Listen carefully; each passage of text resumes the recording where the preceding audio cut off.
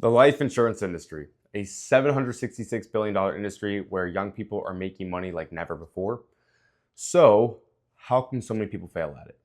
90% of people in the insurance space don't make it past their first year. I've been in the insurance space for years, life insurance specifically. I've trained hundreds of agents, countless top producers, countless leaders. I've done millions of dollars in revenue. My name is Marshall Weinberg, if we haven't met yet. So, why the heck do people not have success in this in their first year? As I just mentioned, 90% of people fall off in their first year. They either get let go or they quit. I'm going to explain the 6 main reasons why, 3 practical reasons and 3 character-based reasons. Now, just before I do that, about that stat, I want to speak some life into you about this. 90% of people, they don't make it their first year. There's a scarcity and fear mindset about that you could approach it as, like, oh my gosh, 90% of people don't make it their first year. What if I don't make it? What if it's not meant to be? What if I waste a bunch of time? What if I waste money? You start hyperventilating, right? That's the one way you can approach that stat. The other way you can approach that stat, which is the way I approach it and other winners approach it, is okay, 90% of people don't make it in their first year, but 10% of people do. So all I have to do is outlast for 1 year, and I'm in the top 10% of people in the insurance space, which is a $766 billion industry. It's in the financial services industry, which has created the most millionaires out of any other industry, and it's not even close. So yeah, it's worth it to outlast and be in that top 10%. Financially speaking, it's very lucrative, it's rewarding. So how can you position yourself to be in that top 10% and not fall into the 90%? Here's what I've seen from all the people I've led. Number 1, practical reason.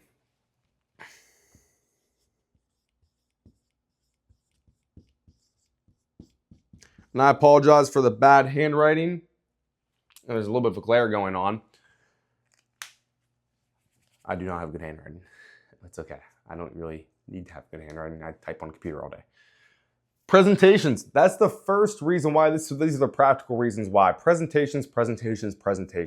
This is the number 1 determining factor of sales. Safe to say, if somebody quits in their first year or gets let go in their first year, it's because they weren't making sales. So how do we make more sales? Well, easy. You get more presentations. That, again, it's the number 1 determining factor of sales. I can't tell you how many times I'll have a new agent that is obsessed with trying to fix their closing ratio and trying to learn this secret rebuttal and this secret, this, that, and the other. It's not any of that. What you need to get good at is getting in front of people. Like, you need to get in front of as many people as possible. That is how you are going to make more sales. It doesn't matter if you close at 25% or 40%. The person that gets the most presentations is going to get the most sales. The top producers that I know and ones that I've developed, they aren't necessarily the best closers. Some of them close 25%, but they are really good at getting presentations. That's why they're top producers. So don't focus on getting the perfect rebuttal and getting the perfect presentation down. Just focus on getting in front of people. That's what's going to get you sales. That's the first and most important point that people fail at. So what's the next one?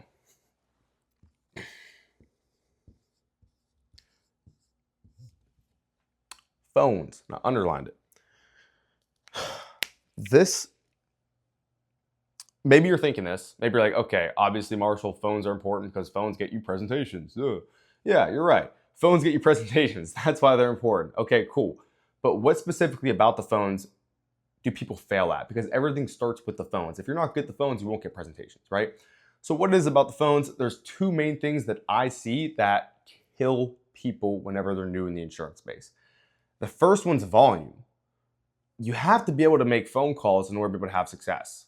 Like, if you're afraid of making phone calls because you're afraid of rejection, or you're just afraid of the outcome, you're trying to be perfect, or maybe you're just lazy and you just don't like to sit down and do phone calls, you're never going to have success because you're not able to get in front of people. That's the first thing with the phones. The second thing with the phones, which is really, really, really, really big, is you need to be good at rebuttaling on the phones. You need to be good. And I don't mean you have to shove stuff down people's throats. That's not what I'm saying.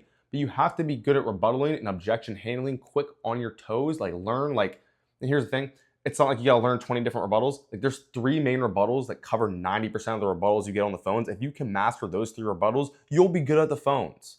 And by the way, you need to be good at the phones, if I didn't say this yet, in order to get presentations, right? So rebuttaling and volume, if you do those things on the phones well, then you're gonna get a lot of presentations.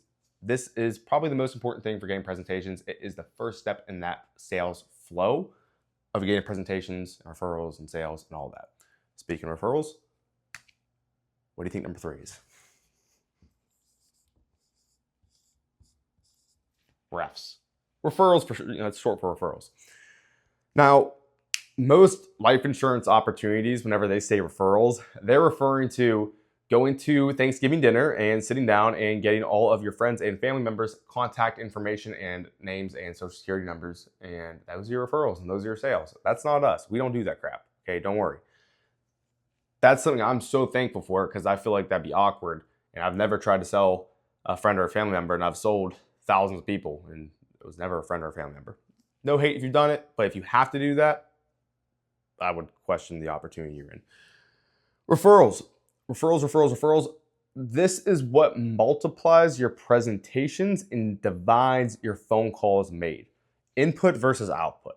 You want to make as least amount of phone calls as possible because phone calls don't get you paid, presentations do.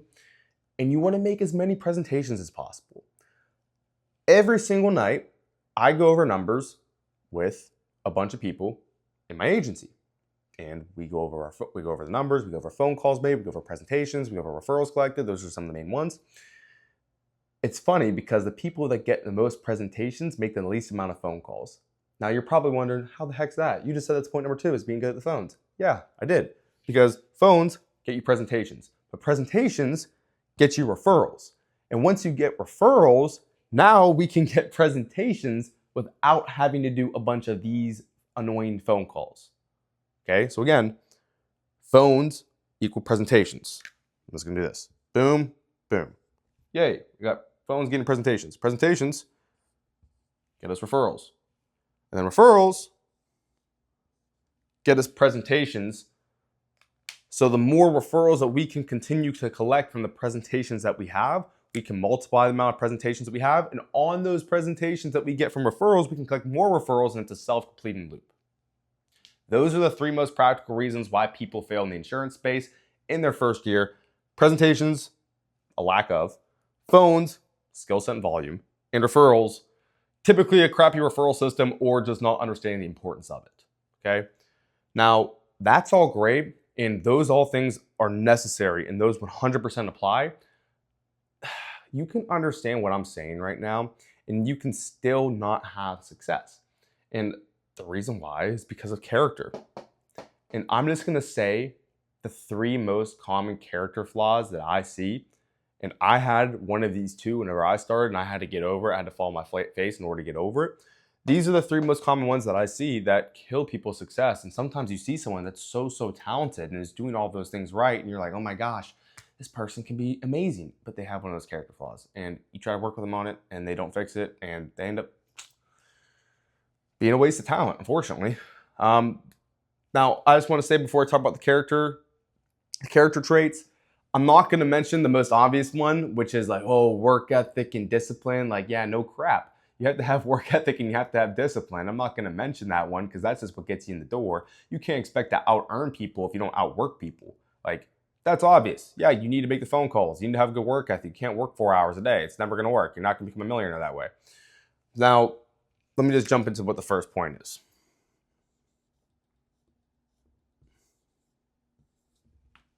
Oh, started off hot. Ego. Ego. The winner of an ego battle is always the loser. Okay, now there's a difference between ego and confidence. I'm not going to sit here and really give a crash course lesson on what ego is. I'll just say what we really see it as and what we define it as is somebody that blames and complains and defends whenever something doesn't go their way. Someone that blames, complains, and defends whenever something doesn't go their way. The problem with that is whenever someone does that, they do that because they don't have the humility to take accountability. And without accountability, there is no growth. it doesn't matter if it's, hey, what happened on that? And by the way, this could happen with somebody coaching you. This could happen from self-reflection. Ego is prevalent in all different ways. Ego deludes reality. So if you fail a presentation, for example, and you go, what was wrong with that? Oh, nothing was wrong with that. I did that right. They were an idiot. They didn't buy, da, da, da, da, da. What are you doing? You're just deflecting blame right now. You're deflecting blame and you're not taking the humility so that way you can have accountability out of it, so that way you can grow. If somebody that's trying to help you out comes up to you and says, hey, you did this on the phones. Try doing this. This can get you better results. It'd be egotistical to not listen to that, especially, and I would say specifically, if that person has better results than you. See, the sign of humility, because you don't want to be a pushover, but the sign of humility is if somebody has better results than you, then you should listen to them if it's in the specific field that they are trying to provide advice to you on. So I played college baseball. I was a decent college baseball player. I wasn't Mike Trout. If Mike Trout would have came up to me and said, hey, Marshall, here's how you swing a baseball bat, I would go, okay, yes, thank you, sir, right? Now, if, I don't know, let's say Serena Williams came up to me and said, Marshall, here's how you swing a baseball bat, I'll go, Serena, let's hold it for a second. I don't think you should be telling me how to swing a baseball bat. But if you want to teach me how to swing a tennis racket, I am more than ears, right? I'm going to listen. Ego is what stops growth, and it stops people from getting better, keeps people stunted. I've seen so many talented people come in that because they have ego, they don't grow at all. It stunts growth. It stops growth. So I don't want to harp on it, but this one is more of a killer than I think any of the other ones. Second reason why people don't have success from a character standpoint kind of ties in with ego a little bit is rejection. All right. Most people can't handle rejection because they're not used to being told no. Now, here's the thing.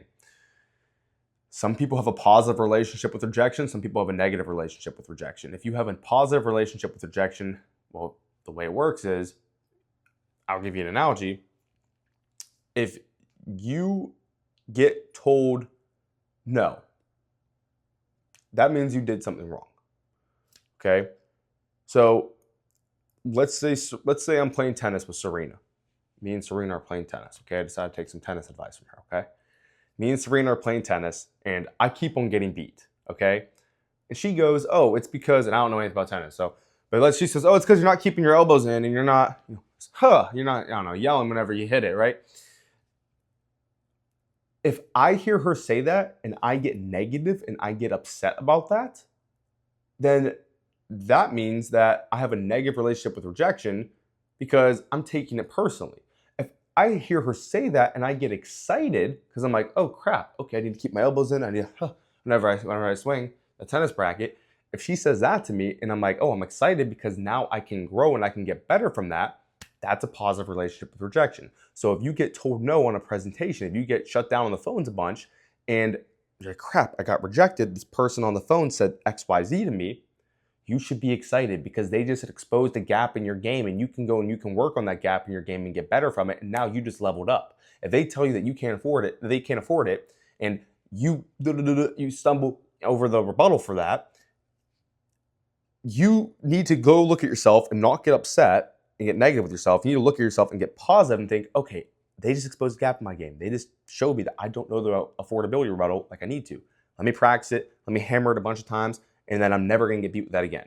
You just leveled up. So you need to have a positive relationship with rejection because it exposes gaps in your game so that way you can get better. That is exciting. It'd be boring if you weren't doing well and there was nothing you could do to get better. That would be very demotivating. All right, last but not least, and I'll finish it off with this, maybe one that is not expected,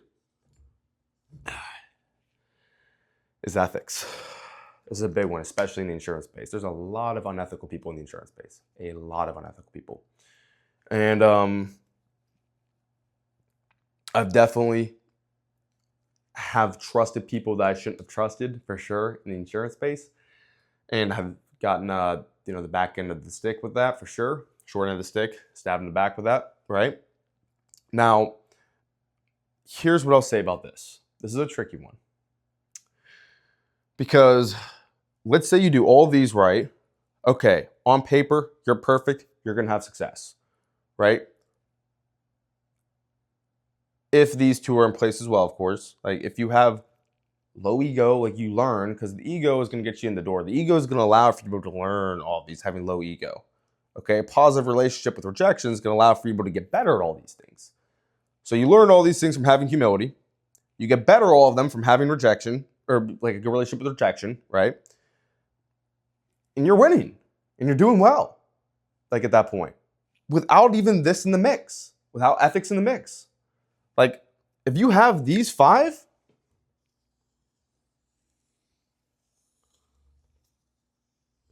like you're good. Like you're going to have success, which is why there's a lot of unethical people in the insurance space. So what happens, like when does this come into play? This doesn't come into later. This doesn't come in until you're doing 50, 60, 70, 80K a month. And because you have high volume, unethical things are kind of magnified and you're under a magnifying glass. And the problem with ethics is if your talent, which is all this right here, and your results outshine whatever your ethical capacity is, then you're going to get too big for whatever your ethics are. And then all of a sudden, because you're under a magnifying glass and you're lying to people and you're doing scammy stuff, it's all going to get wiped out under you. Like you're going to get like investigation problems. You're going to get kicked out of agencies. You're going to get leads, wiped out from you. You're going to have carriers that aren't working with you. You're going to have other agents reporting you. You're going to have lawsuit problems. This will absolutely wipe your knees out from under you and tumble you if you do not have this down and pat. And it's a sneaky killer that will come up behind you because you can have all of this going.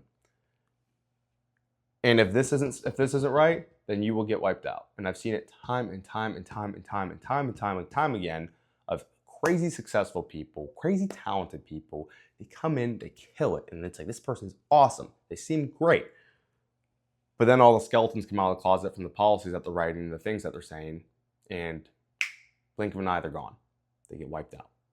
So this ego allows for you to learn these. Rejection allows for you to get better at them, and ethics is what allows for you to sustain them. Okay? Hopefully you got value out of that today.